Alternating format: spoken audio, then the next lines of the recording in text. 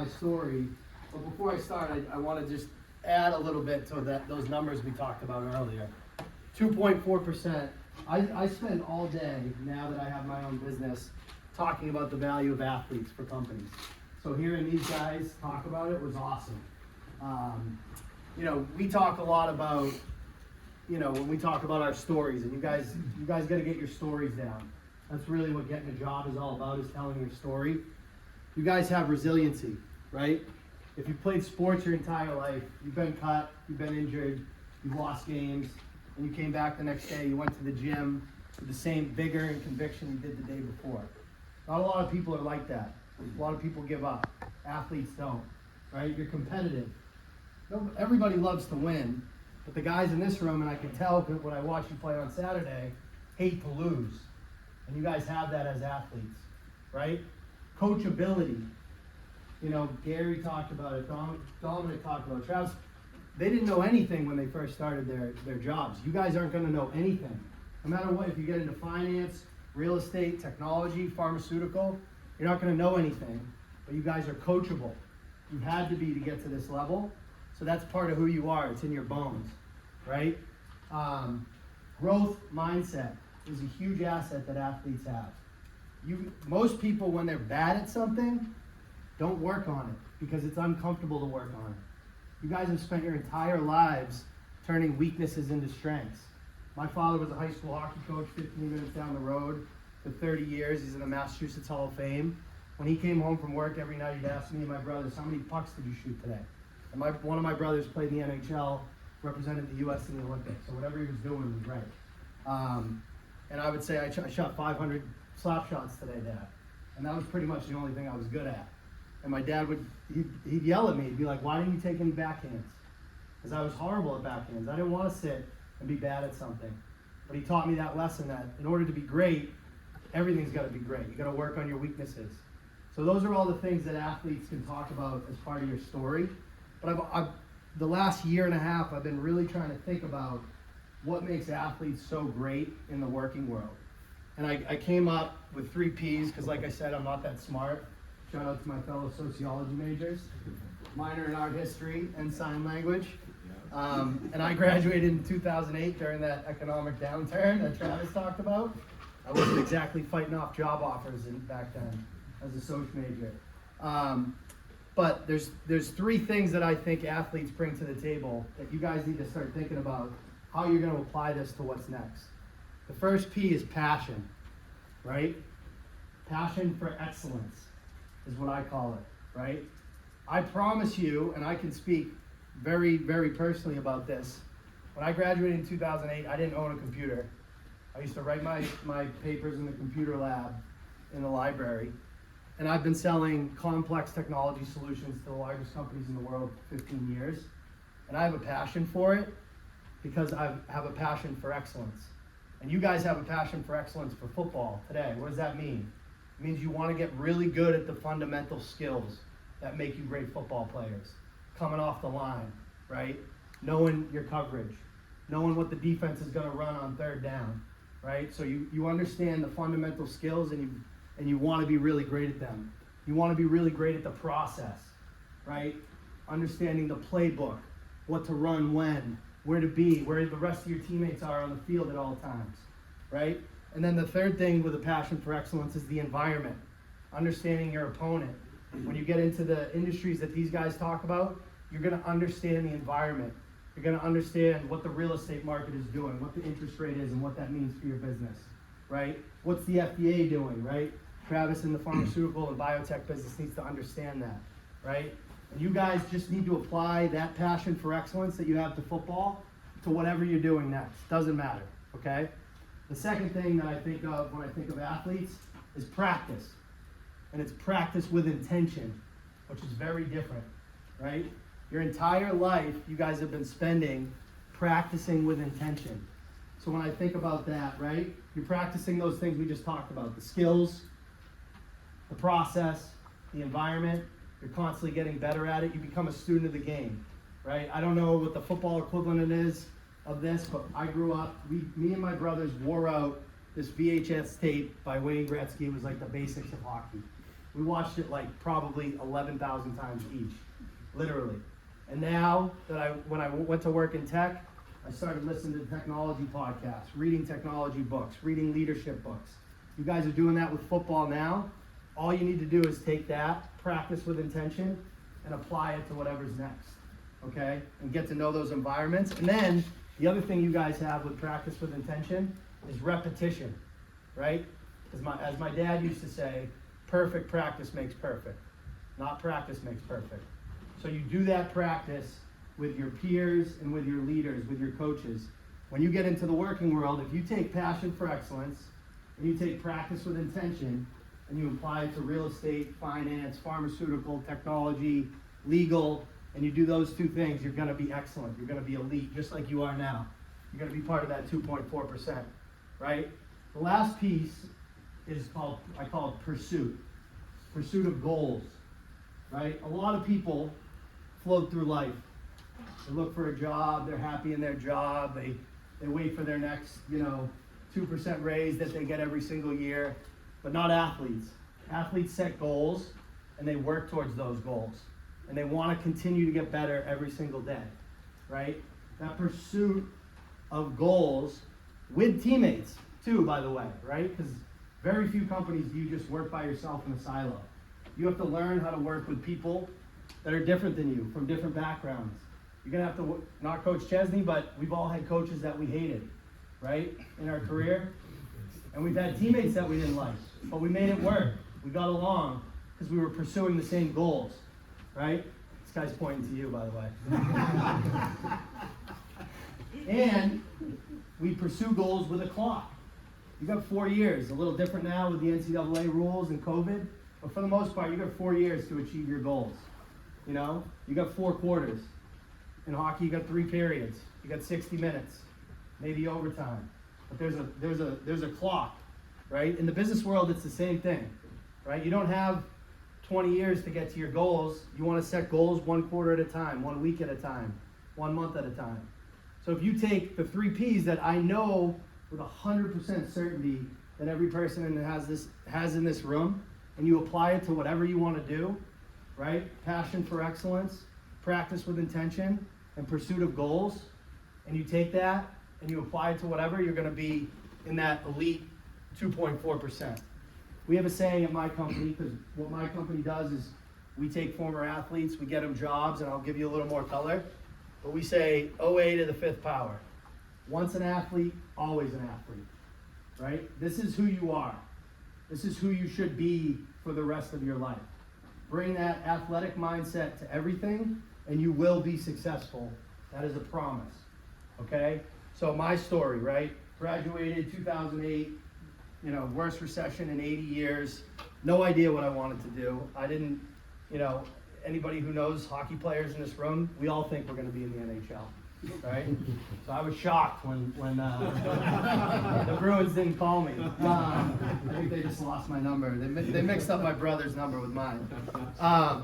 But seriously, I got really lucky and fortunate, and I fell into a tech sales job. I met a guy at Men's League Hockey on a team that I got on because of Holy Cross. And, he said to me, listen, the iPhone just came out at this point. 2007 it came out, right? 15 years ago. You guys were like 7 years old, 6, 7 years old, which is crazy. I remember calling from a payphone after hockey practice, 1-800-COLLECT, saying, Mom, practice is over, and hanging up before she had to pay for it. You guys don't have that memory. And the release of the iPhone in 2007 changed the world forever. Forever. Now, you guys are entering the workforce, and people younger than you are going to enter the workforce in the next 5, 10 years.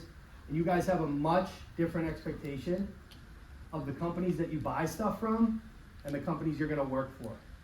Because you guys grew up on Uber and Netflix and Amazon and the incredible digital experience that sits in your pocket. I don't have those same expectations. These guys don't have that same expectation.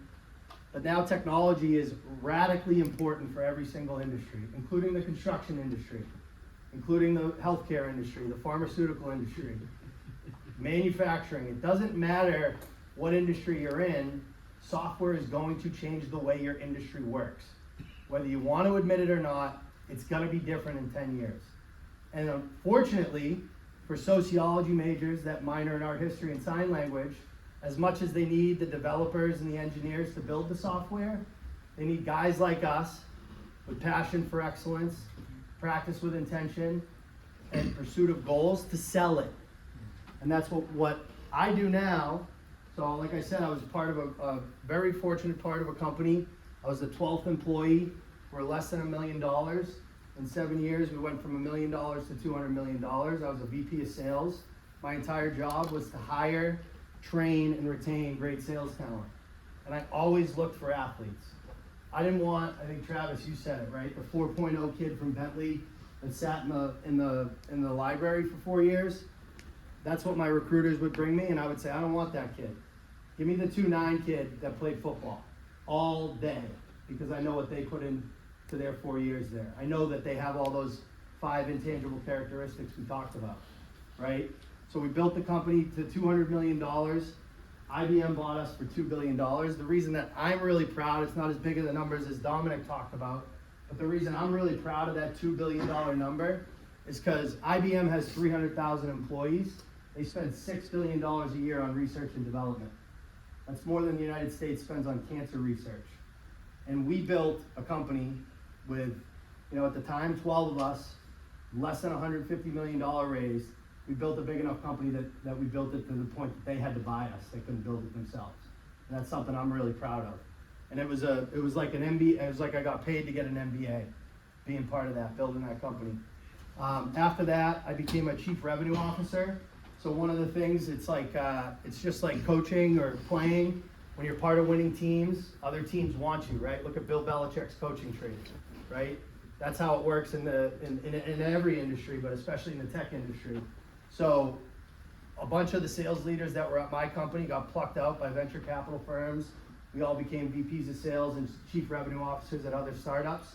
I was at a company, early stage, founder-led.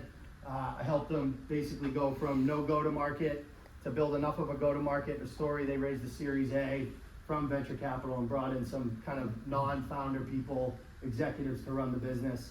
Now the whole time for 15 years that I was on this journey in tech, my brother went on to play, he was an All-American Hobie Baker finalist at UNH, played in the NHL, represented the Olympics in 2018.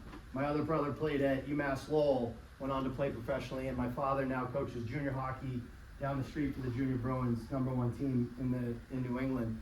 And I went to a school called Cushing Academy that's put more guys in the NHL than any high school in the country.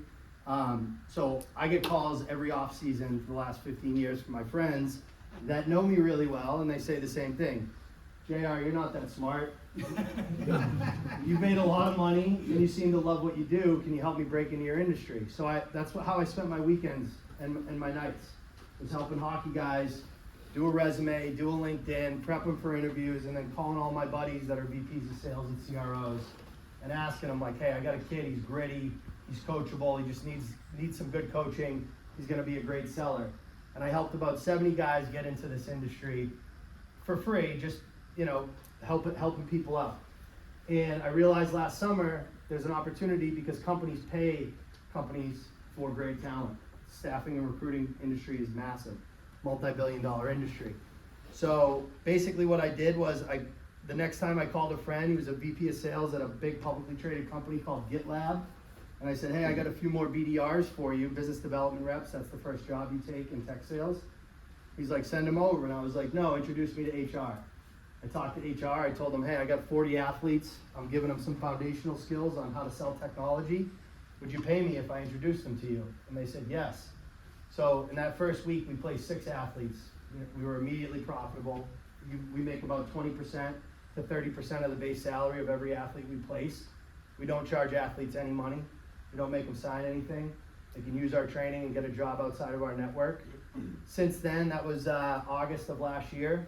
I left my CRO gig in January, spent 6 weeks. I built out an online training platform that all our athletes go through now. And we have over 100 companies across the United States that hire entry-level salespeople from us. We've helped over 200 athletes get into the industry, and we're expanding. This winter, we're going to expand into medical device, insurance, hopefully pharmaceutical, our mission as a company is to be the athlete transition platform to get jobs in sales specifically. Because in sales specifically, you have a ton of autonomy, right? A ton of flexibility, and there's literally no ceiling for how much money you can make. As a salesperson at an organization, you're a franchise owner.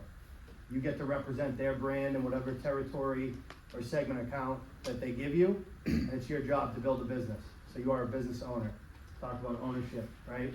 So that's what my company does now. In terms of what you guys are going through, some of the questions that jumped out at me, this is juniors and seniors, so I can say this. Does your major matter? No, it does not. All right, so if you picked a major, and you're I think as a junior and senior, you're stuck with it, that's okay. It's all about telling your story. That's really, really okay. In terms of, your resume, your LinkedIn, Gary talked about it. I will make a quick comment on that. It is different for every industry, right? So use this network, decide what you want to do to apply that passion, practice, and pursuit to, and talk to as many people as you can in that industry, and ask them what your resume should look like, what your LinkedIn should look like, because it's different, right? If you're applying for an accounting job versus a sales job versus a legal job, they're looking for different things, so get that advice. I'm trying to think of other questions that jumped out at me. But yeah, I think, listen guys, you guys are elite. You have the foundation to be elite. Those three things, that's what makes people elite in every single industry. It doesn't matter what you do. So you just have to maintain what you're doing right now and bring it forward forever. And you're gonna be successful. You'll be standing up in front of this room talking about all the success you've had like these guys have, right? You're already special. You just gotta keep being special. Outstanding. Thank you.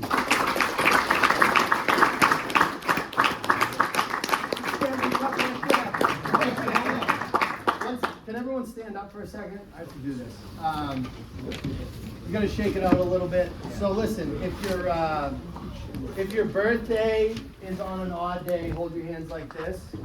And if your birthday is an even day, hold them together. I bet my buddy $1,000 I wouldn't get a standing ovation. So. So